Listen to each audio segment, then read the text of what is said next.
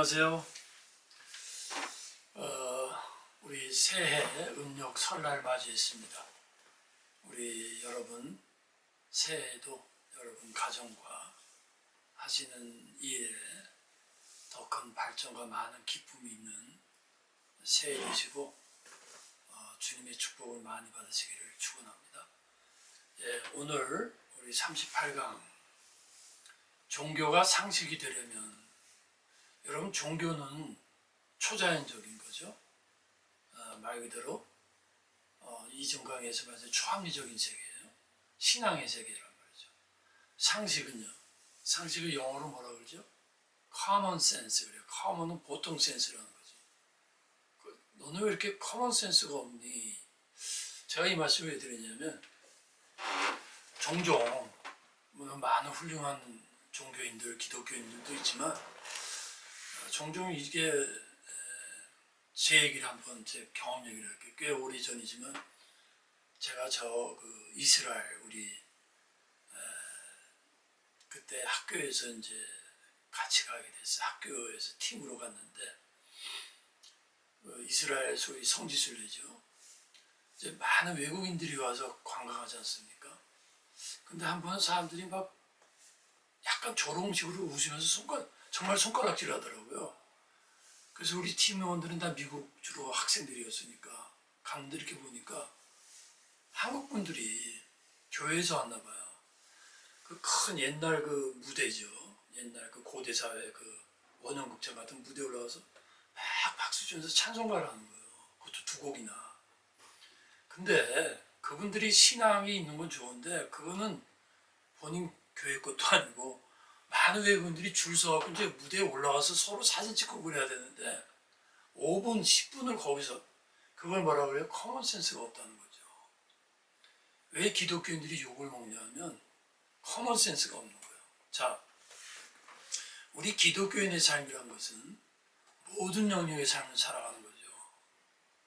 즉, 우리 신앙은 초자연적인 하나님을 믿지만 이전강에도 말씀대로 하나님은 커먼 센스도 만든 분이신 거 알아야 돼요, 여러분. 하나님은 커먼 센스를 뛰어넘는 분이지만 이 세상에 커먼 센스를 갖고 살게끔 우리를 만드셨다는 거죠. 이건 이제 역사적인 얘기인데 오늘날 루터교를 말한 거 아니까 혹시 루터교인들 오해하지 마세요. 이 마르틴 루터가 종교개혁을 했지 않습니까? 그래서 생겨난 것이 루터교예요.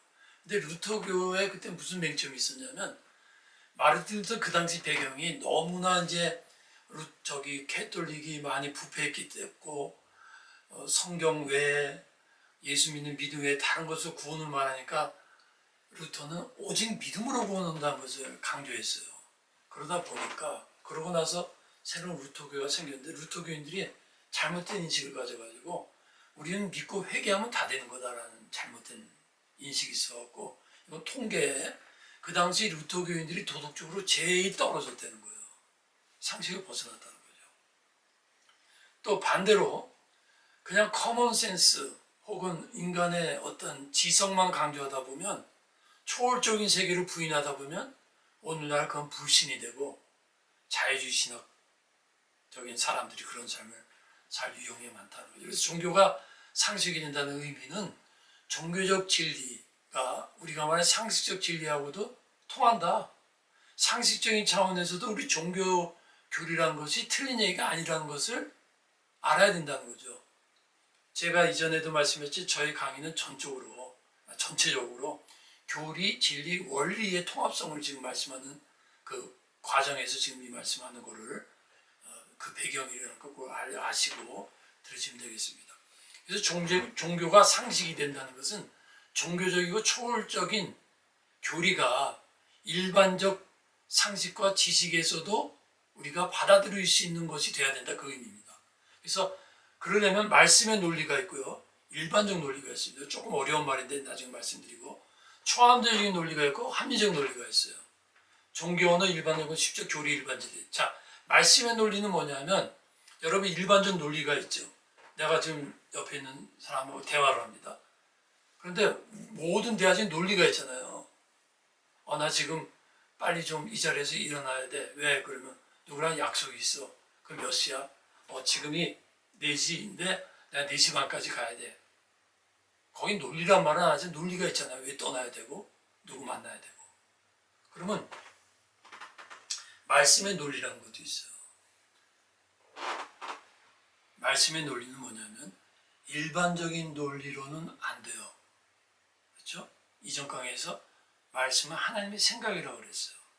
그러면 내가 다른 사람이나 다른 존재나 다른 차원의 실제를 이해하려면 내 입장의 논리만 갖고는 안 돼요. 그런데 인간이 하나님의 말씀과 하나님의 생각을 인간의 생각과 인간의 논리로 이해하려고 하니까 안 되는 거예요. 그러면 말씀의 논리는 뭐냐면 말씀을 믿는 믿음 안에서 말씀을 기초로 해서 말씀의 기본으로 한 이전에 말씀했죠. 신학적 연역의 근거로 하면 말씀의 논리가 형성이 돼요. 앞으로 조금씩 더 나가면서 말씀드리도록 해보겠습니다. 말씀의 논리는 하나님의 논리예요. 하나님의 생각이라고 그랬죠. 하나님이 생각하시는 분이다. 그러면 하나님도 우리에게 질문할 때는 논리적으로 질문하는 거예요. 너 왜 이 죄를 졌느냐? 내가 수십 년을 기다렸다. 소돔과 고모라 아브라함과 대화 속에서 뭐라 그래요? 하나님, 여기 의인 10명이라도 망할 겁니까? 50명 있어도 망할 겁니까? 아브라함의 논리죠.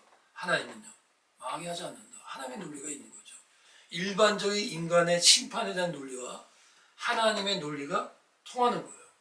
그게 아브라함과 하나님께서 소돔과 고모라를 멸하기 전에 대화 속에 이 논리가 나온다는 거죠. 자, 그러면 거기서 하나님의 논리는 뭡니까? 인간 논리는 뭡니까? 하나님의 논리는 세상에 부패하고 세상이 썩었고 세상이 악하면 하나님은 그대로 두지 않는다는 게 하나님의 논리예요. 하나님을 안 믿는 사람은요, 그런 논리가 없죠. 세상은 인간의 삶이고 인간이 살아가고 인간적으로 부패할 수도 있고 우리가 새롭게 할 수도 있고 그건 인간의 논리죠.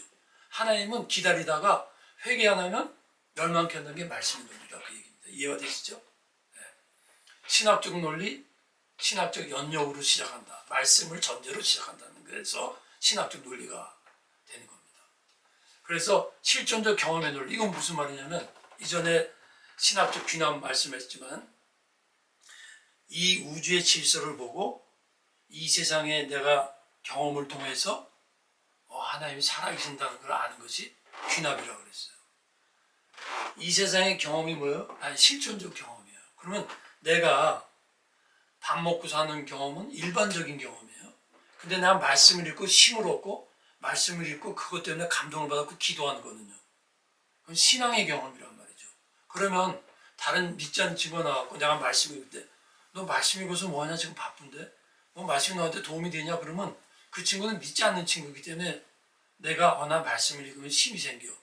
말씀을 읽고 나면 기도에 어떠한 모티베이션이 생겨. 그게 뭐죠? 내 경험에서는 논리라는 거예요. 그러니까 믿는 사람은 믿는 사람이 갖고 있는 경험의 논리가 있고 그 경험에 믿는 경험의 논리의 근원은 하나님의 말씀이니까 말씀에 대한 논리가 생기는 거예요. 그러니까 믿지 않는 사람한테는 이런 내 삶이 이런 걸 보여주는데 말씀의 논리만 보여주면 이해를 못하니까 나의 삶 속에서 증인이 돼야 돼. 저 사람 말씀대로 사니까 뭐가 다르네. 정직하네. 사랑이 있네. 의가 있네. 그 다음에 말씀을 말할 때 통한다 그 얘기죠. 그래서 하나님의 창조 영역은요. 저는 지금 이제 교리와 일반 상식 혹은 일반 진리와 연결을 시도하는 관점에서 볼 때 먼저 또 알아야 될 것은 하나님의 창조 영역은 초자연적, 자연적, 초월적, 진리, 일반적인 이 양쪽 다 하나님이 창조하셨다는 거 아셔야 돼요. 근데 믿지 않는 사람들은 자연성, 일반적 진리만 아는 거죠. 우리들은요. 그와 동시에 옆에 것도 아는 거죠. 우리는 할 일은 뭐냐? 이 두 가지를 조화시켜야 돼요. 브릿지 역할을 해야 된다는 거죠. 비슷한 얘기입니다. Divine Natural, 특별히 된 일반은 신학적 교리, 일반적 진리, 신적 원리, 보편적인 다 하나님의 영역이라는 거죠. 성경은 이렇게 말합니다. 하나님이 그 해를 악인과 선인에게 비추시며 여기서 해가 뭡니까? 단순히 물리적인 태양만이 아니죠. 비도요. 단순한 물리적 비가 아니라 조금 전에 말씀한 것 그대로예요. 진리도 악인과 선인에게 보편적으로 다 주셨다는 거죠. 그래서 밑에 온갖 좋은 은사, 온전한 선물이 다 위로부터 빛들의 아버지께로 온다는 거예요. 이게 더 쉽게 표현하면 믿지 않는 사람이 있는데 어떤 여성이 굉장히 아름다워요. 어떤 남성이 천재적인 두뇌가 있어. 어떤 친구가 안 믿지만 축구를 너무너무 잘해. 그 사람들은 어디서 왔냐? 그것도 다 하나님 주신 거라는 거지. 여러분, 기독교인 여성이 아름다울 땐 아름답고 기독교인 아닌 여성이 아름다운 건 아름답지 않습니까? 아름다운 건 다 아름다운 거죠. 성경에 또 이런 말씀이 있습니다. Finally, brothers, whatever is true. 한국말은 무엇이든지 참되 매일인데 영어 번역이 더 좋아요. Whatever is noble, whatever is right, whatever is pure, whatever is lovely, whatever is admirable, if anything is excellent or praiseworthy, think about such a thing. 이런 거예요. 성경뿐만이 아니라 세상에 무엇든지 진리는 생각하라 그거예요. 성경뿐만이 아니라 무엇인지 옳은 거라면 믿는 사람뿐만 아니라 믿지 않는 사람들이 옳다면 이런 것들을 생각하라는 게 뭐예요? 다 하나님이 주셨다는 거지. 그리고 그런 걸 통해서 조화를 시도하라는 거죠. 종교본의 상실 원인과 진리 이분화의 원인 중에 하나는 종교적 진리의 보편성을 일반적 진리, 보편적 원리와 연결시키지 못한 데서 비롯된다는 겁니다. 여기서 조금 한 번 더 설명드린 것은 종교적 진리의 보편성을, 이 말씀이 뭐죠? 종교적 진리의 교리는 보편적으로도 진리라는 거예요. 종교적 교리는 교회 안에서만 진리가 아니라는 얘기를 말하는 거예요. 근데 그거는 우리는 그렇게 믿어도 일반인들은 그렇게 안 믿잖아요. 그렇기 때문에 일반적 진리 혹은 보편적 원리와 연결시키지 못하면 그렇게 되니까 그걸 연결시켜야 된다는 거죠. 그래서 종교적 진리가 상식이 되려면 이런 의미예요. 종교적 진리는 교리인데 믿지 않는 사람들은 뭐라 그래요? 그건 믿는 사람들에게는 진리라고 얘기하잖아요. 성경은 그렇게 말해요? 아니, 이건 모든 사람한테 진리야. 근데 믿지 않는 사람은 그걸 모르니까 너희 믿는 사람들이 교리, 종교적 진리를 다르게 말하면 상식, 커먼 센스, 일반적인 생각, 일반적 진리에도 통하게끔 이 진리도 진리구나, 보편성이 있구나는 것을 하게끔 너희들이 해야 된다라는 거예요. 그것이 교리, 진리, 원리와의 만남의 필요성이 여기 있다라는 거죠. 파스칼이 이런 말을 했습니다. 직관적으로만 판단을 내는데 습관이 된 사람들은 이렇게 생각을 안 하고 이제까지 제 강양 맥락에서 말하면 예수는 믿기만 하는데 직관적으로 믿으면 구원받는 거야. 영적으로 내가 믿어서 난 분명해. 그거 맞습니다. 그런데 거기 약점이 있어요. 추리를 해야만 사물을 겪고 이해하지 못하는 거야. 이런 거예요. 나는 다 뭔가 마음에 확 뜨거우면서 예수를 믿었는데 저 친구 아무리 믿어도 안 믿는 거야. 근데 저 친구는 굉장히 생각을 하는 친구고 어떤 진리에 대해서 굉장히 아주 객관성과 지성적으로 추구하는 친구란 말이죠. 그런 사람이 이해 못한다는 거예요. 그들은 성급하게 통찰해야 할 뿐 원리를 탐구하는 데는 습관이 되어 있지 않다는 거예요. 자, 반대로 원리를 추리하는 데 익숙한 사람들은 무슨 말이냐면 지성적이고 객관적이어야 되고 커먼 센스가 아주 중요하게 그것만을 추구하는 사람들은 직관적인 사람을 전혀 이해하지 못하는 거야. 그러니까 저 친구 어느 날 갑자기 예수 믿었다는 게 이해가 안 되는 거야. 이해가 되시죠? 무슨 말씀인지. 네. 그들은 직관적으로 사물 속에서 원리를 추론하고 답변의 사물을 파악할 수 없기 때문이다. 팡세가 이런 말을 했어요. 자, 이제 조금 깊이 있는 이제 사상가의 얘기를 들어갑니다. 이제까지 말씀드린 대로 그러면 교리가 종교적 진리인데 일반인들은 그렇게 안 믿는데 그걸 어떻게 일반인들도 믿게끔 할 수 있는가? 즉 교리가 일반 진리의 언어로 번역이 돼야 된다는 거죠. 여러분 이분이 화이트헤드라는 분인데 한국말로 번역을 하면 백두란 뜻이죠. 백, 화이트, 헤드, 머리, 백인의 머리인가?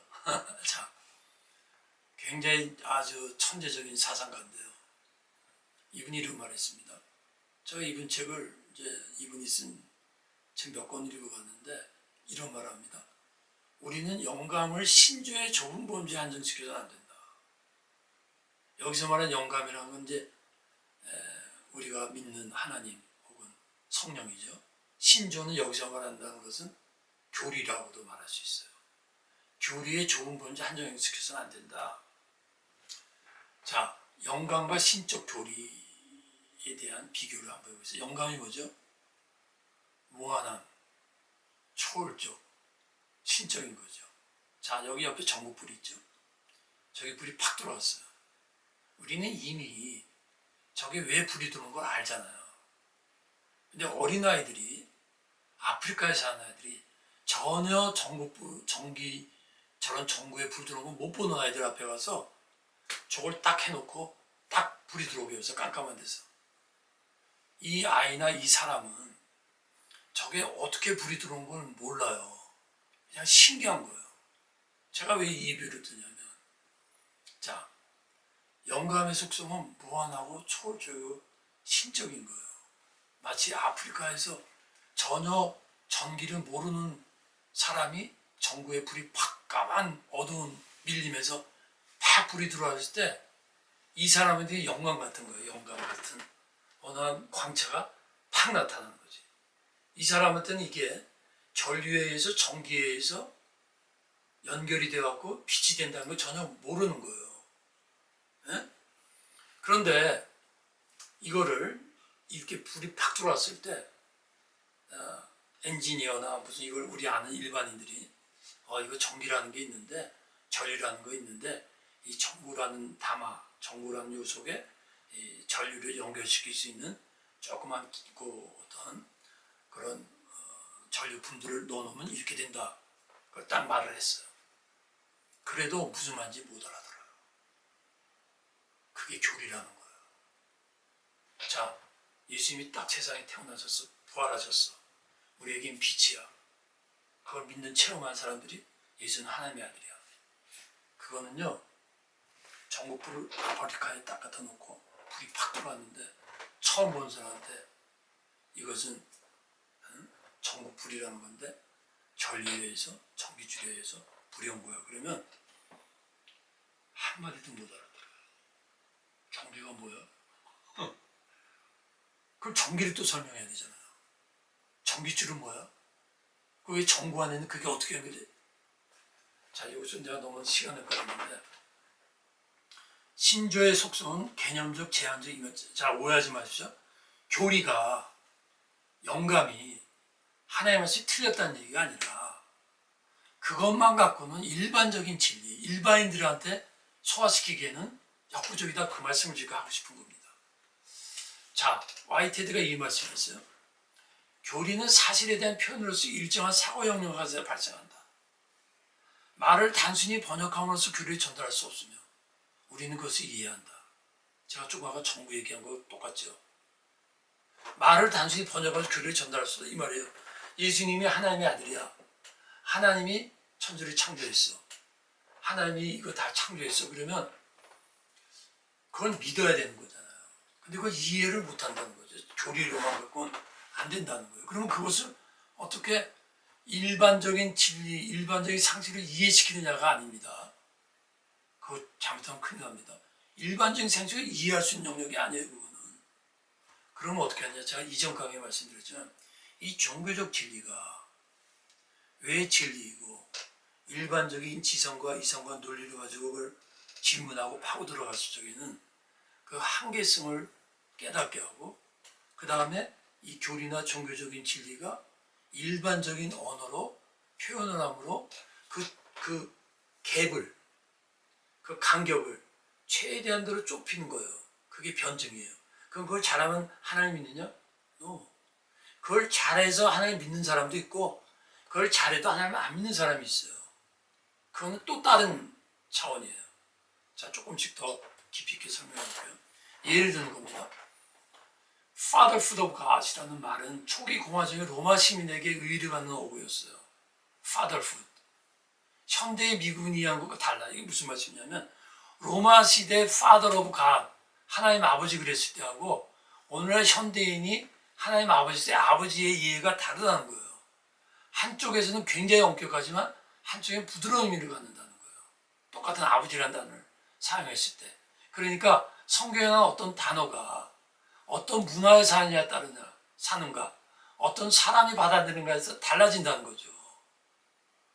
전국불이 오늘날 여기서 우리 일반 소위 이런 국가들에서는 중학생만 되더라도 그게 다 뭔지 다 알아들어요. 아프리카에서 못 알아듣는다는 거죠. 자, 한 교리의 절대적 궁극성은 그 교리가 형성되었던 사고 영역에 대한 동일한 정도의 궁극성이 승인되지 않고, 이게 좀 어려운 말인데 이거는 내가 넘어갈게요. 왜냐면 이거는 너무나 시간을 끌고 있어요. 넘어가면. 자, 읽어요. 종교적 교리는 철학적 사유, 이것도 어렵게 들는데 그냥 쉽게 표현하면서 그냥 일반적인 지성의 엄밀한 체계화. 이건 무슨 말이냐면 종교적인 진리, 하나님의 말씀이 이전 강의에서 말했죠. 우리가 보통 생각, 일반적인 생각, 관계에서 정확하게 이해될 때 교리는 정확히 참을 수 있고 그렇지 않을 수 있다. 이건 또 어려운 말인데 무슨 말씀이냐면 하나님께서 천지를 창조했다. 예수님이 하나님의 아들이라는 교리는 철학작서의 엄밀한 체계 관계. 무슨 말이냐면 일반적인 철학이나 일반적인 이성으로 따질 적에는 정확하게 이해돼요? 이해 안 돼요. 그럼 여기서 말하는 철학적 사유가 뭐죠? 여기서 이 말은 철학적 생각으로 정확하게 이해시킬 수 있다는 걸 전제로 하는 말 아닙니까? 그렇잖아요. 그 뜻이 아니에요. 그 뜻이 아니라는 게 종교적 교리는 철학적으로 생각해서 이해시킬 수 있는 게 아니에요. 그러나 이전 강의도 말했지만 하나님의 말씀은 우리 일반적인 질문할 때 생각, 지성, 일반적인 지성의 논리가 있죠. 그것으로 질문했을 때 그걸 통해서 이해되는 게 아닙니다. 그걸 통해서 이해할 수 없다는 걸 이해하는 겁니다. 이해가 되세요? 말을 꼬는 것 같아요. 하나님이 살아계셔, 하나님이 존재해, 종교적 교리죠. 철학적으로는요, 하나님이 누구야?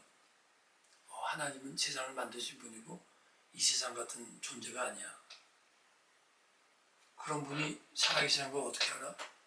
그럼 이제 계속 설명하죠. 그러면 머리로만, 잘 들으세요, 철학적 사유 머리로만 계속 생각하면 어떤 결론이 오냐면 하나님을 내 머리로서 도저히 이해할 수 없구나라는 걸 깨닫는 게 철학적 사유의 한계를 깨닫게 하는 거고, 제가 이전 몇 번 강의에서 닭 얘기를 했죠. 닭이 매일마다 주인이 모이를 주니까 어떤 사고방식이 생겨요? 주인이 오면 나한테 먹이 주러 온다고 그랬어. 근데 어느 주인이 와서 자기 생각도 못했는데 칼로 모가지를 날렸어요. 그건 뭐죠? 일반적인 자기의 귀납적인 사고, 일반적인 경험의 생각에서는 도저히 일어날 수 없는 일이라는 것을 생각도 못하고 죽는 거죠. 우리 일반적인 생각에서는 하나님이란 초월적 존재를 생각은 할 수 있지만 생각으로는, 잘 들으세요? 생각은 하죠. 뭐 하나님 존재라는 게 있나? 생각은 하지만 일반적인 논리, 일반적인 귀납적 방식, 일반적인 인간의 이상의 논리로서는 이해할 수 있는 분이 아니라는 걸 이해하는, 그게 철학적인 사유의 기능이 거기까지라는 거예요. 큰일 났습니다. 지금 제가 너무나 설명을 길게 하다 보니까. 자, 이전에도 이건 잠깐 했었는데 교리와 진리의 연결, 한 손에 신문을 한 손에 성경을. 이해가 되시면 무슨 말씀인지? 신문은 뭐죠? 세상 스토리죠. 단순히 신문만 얘기한 게 아니죠. 인문학이죠. 세상 지식이죠. 일반 논리죠. 일반적 지성을 말하는 겁니다. 성경은요, 초월적이고 초연적이고 신앙적이고 신학적 논리를 표현한 거예요. 그걸 연결해야 되는 거죠. 그래서 이제 이건 드린 말씀인데 19세기에 신학사를 쓰면서 철학사와 음악을 함께 다룹니다. 폴테르도 비슷한 적입니다. 이분이 19, 20세기 프로테스탄트 사상사 제가 쭉 읽어보니까 그 사상의 역사를 다니면서 철학과 문학을 다 함께 다룹니다. 왜? 다 연결되어 있다는 거예요. 근데 철학과 과학과 문학은 철학적 입장에서, 과학적 입장에서, 문학적 입장에서 기독교 진리가 어떻게 표현되는지를 말하는데, 철학자들 중에서는 자기는 믿지 않으면서도 기독교 사상이 표현된 걸로 말을 해요. 그 다음, 땅의 진리는 하늘로 올라가야 된다. 이 말은 제가 이제까지는 하늘의 진리는 땅의 언어로 표현되어야 된다고 그랬어요. 이거는 역으로 일반적인 진리 혹은 일반적인 지성 혹은 믿지 않는 사람들이 갖고 있는 일반적 논리는 한 번쯤 하늘로 올라가야 된다는 거예요. 유명한 플라톤의 동물 얘기죠. 동물이란 건 일반 세계를 말하는 거예요. 저 안에는 죄수들이 있는데 앞밖에 몰라요. 뒤에는 불이 있지만 그림자만 봐. 근데 어느 날 한 사람이 거기서 올라왔어요. 올라왔으니까 본체가 보인 거지. 그러니까 자기의 과거는 이건 진짜가 아니었다는 거죠. 땅의 진리는 하늘의 진리의 표현에 적은 그림자라는 거예요. 하늘의 진리, 영적 진리를 딱 보고 나니까 땅의 진리가 얼마나 유치하고 필요하지만 땅의 진리가 하늘의 진리에 비해서 어떤 것인지 비교가 된다 그 얘기예요. 이분이 이렇게 표현을 합니다. 이건 이분의 말 그대로 인용한 거예요. 진리가 비행기를 타다. 철학의 신학적 소통을 주장하면서 문학의 종교적 만남, 이거 조금 보세요. 진정한 진리 발견의 방법은 비행기 비행 방법과 같다는 거예요. 땅에서 하늘로 한번 올라가야 된다는 거예요. 비행기가 비행기 이루기 위해서 막 질주하죠. 경험의 대지로부터. 이거 뭐냐? 인문학적 지식이에요. 그건 인문학적 논리예요. 거기서부터 한번 뻥 떼어갖고 하늘로 올라가 보라는 거지. 하늘로 올라가. 이게 무슨 말이냐면 너가 일반적인 생각으로만 자꾸 종교적 진리를 생각만 하지 말고 키코고의 말대로 점프를 해서 믿음의 세계로 올라가 보라 그거예요. 이거 제 얘기가 아닙니다. 그럼 이륙한 후에는 거기 올라간다면요. 상상력이란 건 사고, 생각, 교리 이런 것들을 상상을 통해서 일반의 심각한 대비, 그게 무슨 말씀이 이런 말이에요. 내가 일반적인 논리로만 추구하다가 하나님의 말씀을, 성경을 하나님의 말씀을 믿고 올라갔어. 그 다음에 올라갈 때 환하게 보이는 게 아니라 이게 왜 진리지? 그게 희박하게 보인다는 거예요. 이걸 왜 진리라고 그러지? 희박하게 그 시도하라는 거예요. 그 다음에 항공을 통해서 얻은 합리적 관찰. 하늘로 올라가서 하늘의 세계, 영적인 세계, 믿음의 세계가 이런 거구나. 믿는다는 게 이런 거구나. 아, 하나님의 말씀을 믿는 사람들이 이런 세계구나. 통해서 얻은 합리적 관찰, 바탕으로 새로운 관찰 위에 착륙. 이게 이런 말인데 쉽게 그냥 제가 표현한 게 이런 거예요. 하나님 믿지 않는 사람이 성경을 읽고 아 이게 진리라고? 오케이, 그럼 이게 왜 진리일까? 오케이, 진리로 인정해보자. 신학적 영역을 한번 생각해보자. 아, 말씀이 창조했고 쭉 진리구나. 이거구나. 그러면서 요 안에서 이것이 왜 진리라는 것을 합리적으로 이해하는 게 아니라 요게 그래서 이전 강의하고도 어떻게 연결되냐면 요런 말씀을 전제로 한 합리적 관찰이에요. 일반적 합리적 관찰이 아니에요. 말씀을 전제로 해놓고 말씀의 논리에 의해서 이런 거예요. 하나님 천지를 창조했다. 빵. 그 다음에 뭐가 나오죠? 하늘을 창조하고 딱 창조해죠. 그 다음에 인간 창조해죠. 그 다음에 쭉 나오죠. 그게 뭐냐면 하나님 천지를 창조했구나는 수학으로 하는 1 플러스 1은 2다 그 얘기예요. 그 전제를 믿고 그 다음에 그거의 전제로 합리적 논리성을 신앙의 논리성을 쭉 전개하고 그 관찰 위에 착륙하면 교리와 일반적인 진리, 교리와 일반적인 논리, 신학적 영역과 일반적인 영역이 만날 수 있는 방법 중에 하나를 제시하는 것이다라는 거예요. 너무 죄송합니다. 왜냐하면 여러분 굉장히 어려울 거예요. 근데 이게 어려우시다면 강의를 또 한 번 들어보세요. 제 강의는 죄송합니다. 제가 능력이 7밖에 안 되는데 제가 쉽게 하려고 해보지만 요거 이상의 것을 표현할 방법이 없는 거예요. 그러나 요거는 조금 시간을 갖고 여러분들이 뭐든지 값진 것은 투자하잖아요. 조금 인내심을 가지고 자꾸 들어보다 보면 그 대신에 37, 38강을 한 번 더 들어보신 것을 권유합니다. 그래서 교리와 연관된 사고체계, 하늘에서 땅을 보다. 그건 뭐예요? 처음에